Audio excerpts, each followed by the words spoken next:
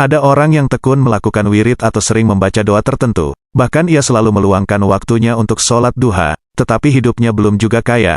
Sedangkan banyak orang yang enggan melaksanakan perintah Allah, ia malah sering melakukan perbuatan maksiat tetapi hidupnya bergelimang harta. Bagaimana menyikapi hal ini dalam pandangan Islam?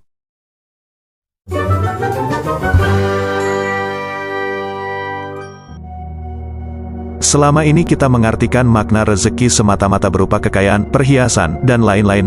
Kadang Allah memberi kekayaan kepada manusia beserta kesenangannya, akan tetapi Allah tidak memberi taufik serta hidayahnya.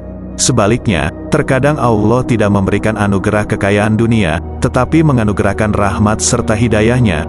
Allah menahan rezeki manusia ada kalanya untuk memberi kesempatan bagi hambanya agar lebih taat, dan menghindarkannya dari perbuatan maksiat, atau memberinya kekayaan, tapi tidak memberinya ketaatan dan kesolehan.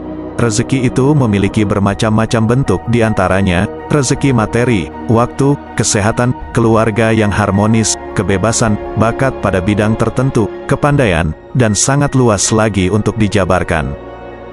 Dari Uqbah bin Amir radhiyallahu anhu, Rasulullah shallallahu alaihi wasallam bersabda, "Bila kamu melihat Allah memberi pada hamba dari perkara dunia yang diinginkannya, padahal dia terus berada dalam kemaksiatan kepadanya, maka ketahuilah bahwa hal itu adalah istidraj atau jebakan berupa nikmat yang disegerakan dari Allah."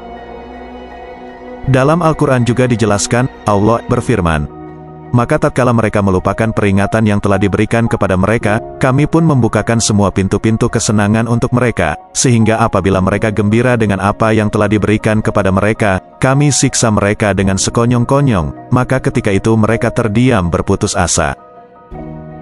Allah telah membuat ketetapan bahwa di antara manusia akan ada yang kaya dan ada yang miskin. Sampai kiamat, orang miskin akan tetap ada meskipun manusia berupaya keras menghilangkannya. Kaya dan miskin itu adalah skenario Allah. Seperti adanya sebagian orang beriman dan ada pula manusia yang kafir.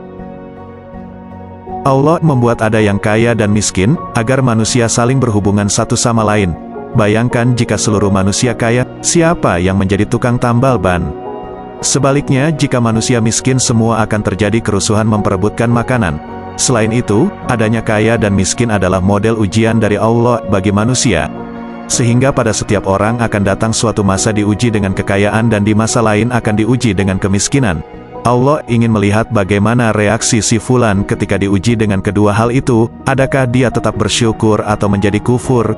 Umumnya manusia akan taat ketika miskin, dan lalai ketika sudah diuji dengan kekayaan.